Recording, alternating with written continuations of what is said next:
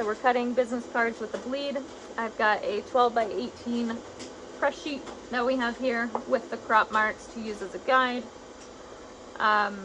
Essentially what I'm trying to get to is a 4 1/4 by 3 1/2 kind of rectangle here, to where I only have to cut 2 inches, rotate it 2 inches, and then I don't have to move my blade for that final cut. Another thing that I'm trying to avoid is cutting on the short edge, because there's a lot more room to wiggle, a lot more room for error if you don't have as wide of a area on that back guide. So my first cut I'm going to do is 16 3/4, 16.75.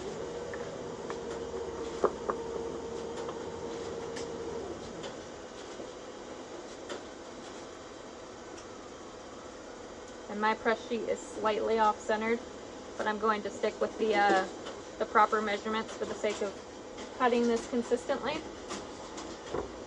I encourage you to make the adjustments in your firing to make sure that your press sheet is as centered as possible, so that you avoid having to tweak the numbers a little bit to get a straight cut. All right, we've got 16 3/4.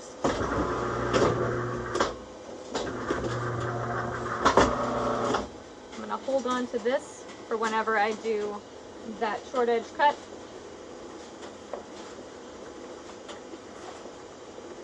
I'm gonna rotate, put it at 4 1/2.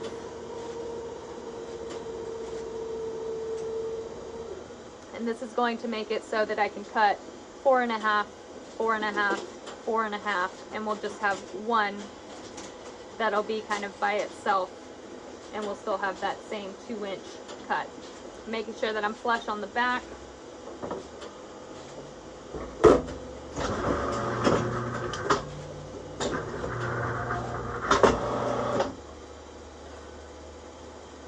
So there's my 4 1/2. And you can kind of see I am off of the crop mark just a tiny bit, but I am, you know, straight. I've got the same margin here. Do the same thing on this one, 4 1/2.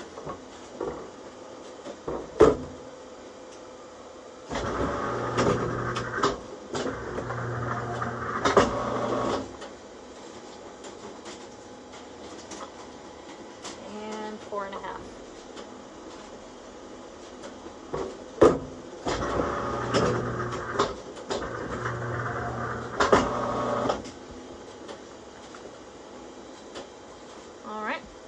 So then we're going to take it to that 4 1/4. If you want to stack, you know, all 3 pieces together, you can. Just make sure that you know you've got the 2 crop marks at the top. You're cutting consistently.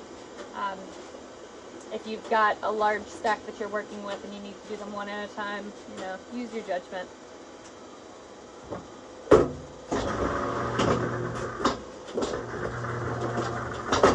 That was my 4 1/4 cut.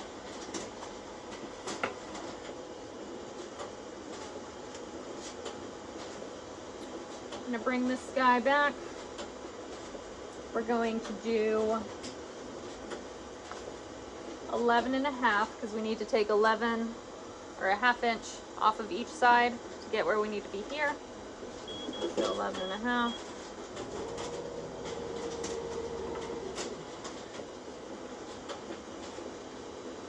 And if you're able to, my cutting stick here isn't the best, but if you're able to flush against the sides of the guillotine to keep your project straight, that is ideal.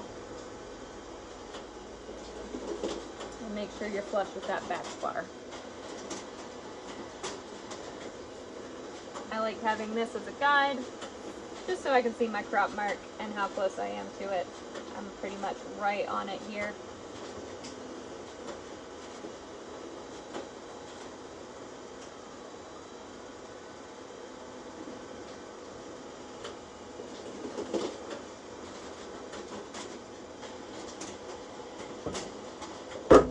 So this again is 11 1/2.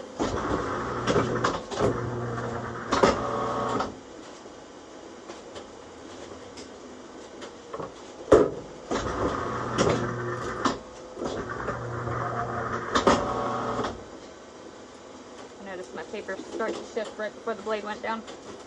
All right. So then I can go ahead and do my 3.5 cut here, or I can do the 11 inches. I think I'm going to go for 11 since we're pretty close to that right now. 11.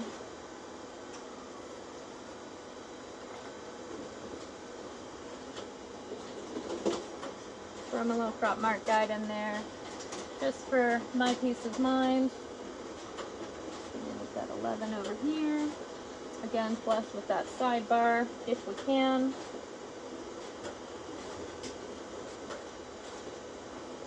Avoid any shifting this time.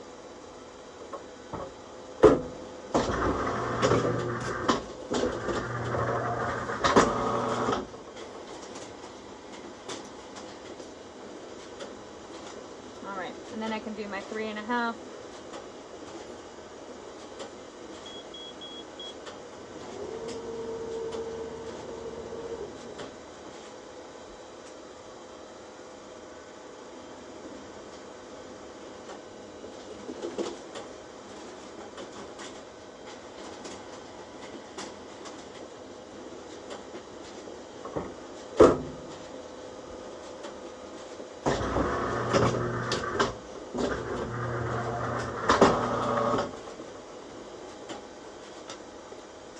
So now I've got my 4 1/4, 4 1/4, 3.5 kind of square. And that right there.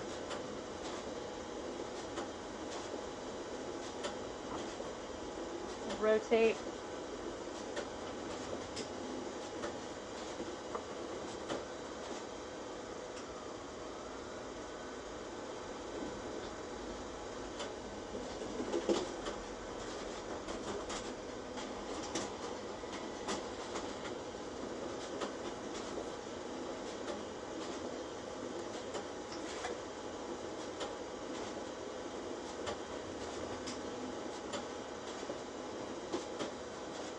Hit that 3.5 again, and I've kind of got a benefit to having those cut marks right there. I can see exactly what direction needs to be cut, even though it's got a solid black background.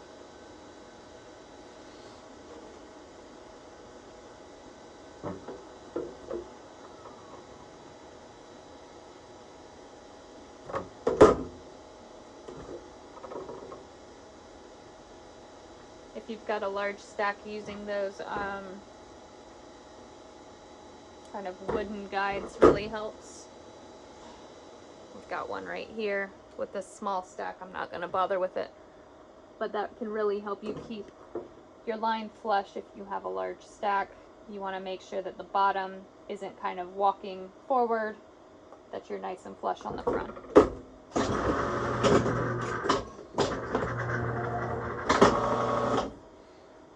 Alright. Then I've got, just going to add that to my stack. Okay. And then this should be 3.75 if I'm not mistaken. 3.75, and then we'll do the 3.5 cut.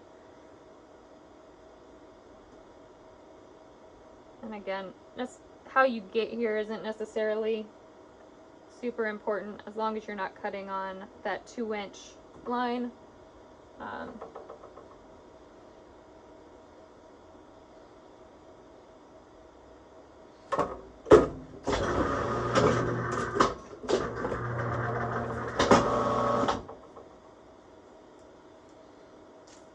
And then we'll rotate for that 3.5.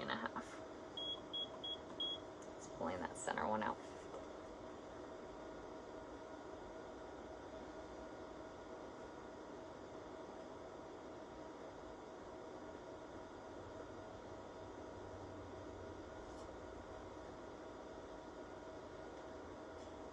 Flush that side. If you can get this one on that side that is preferred.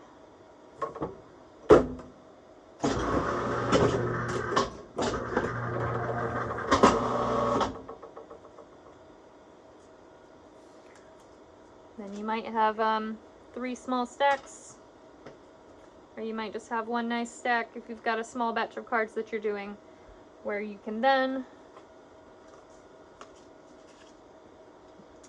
put your guillotine at 2 inches, do that final cut. Probably do both of these real quick.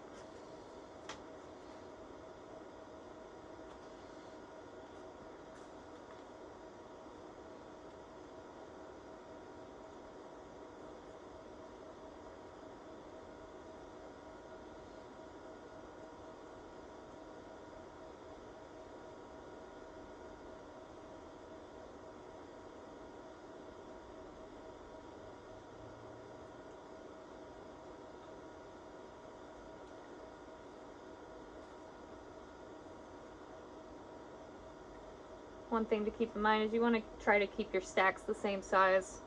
So if you've got 3 rows that you're cutting, you can keep those rows together. Or if you're cutting, you know, just one larger stack, it's going to be easier to keep small stacks straight. So if you're cutting like 250 or 500 business cards, probably want to keep them in 3 stacks. And you can cut them all at the same time if you're comfortable with it.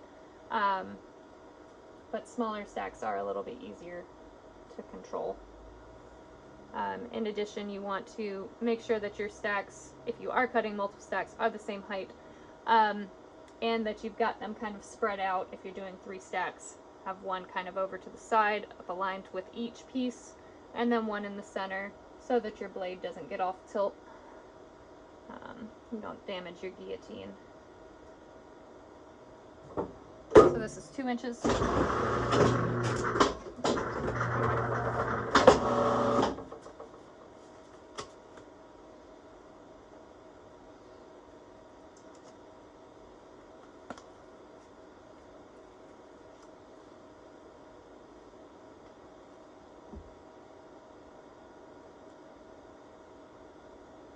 And then we've got the final 2 inches. All you have to do is just rotate that graphic and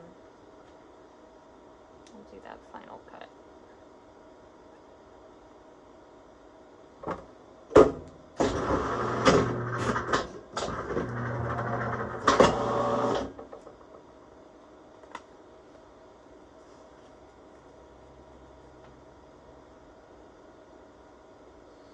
Alright, so then we've got a nice clean stack, all the same height. Kind of flip through them. See that the imprint is all in the same location.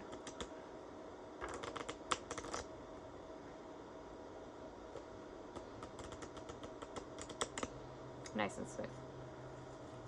So that is one way to cut business cards. There's 1,000 different ways to do everything in a shop, but I've found that to be the easiest for me in keeping a consistent cut and avoiding error, shiftage, all of that good stuff. Thanks.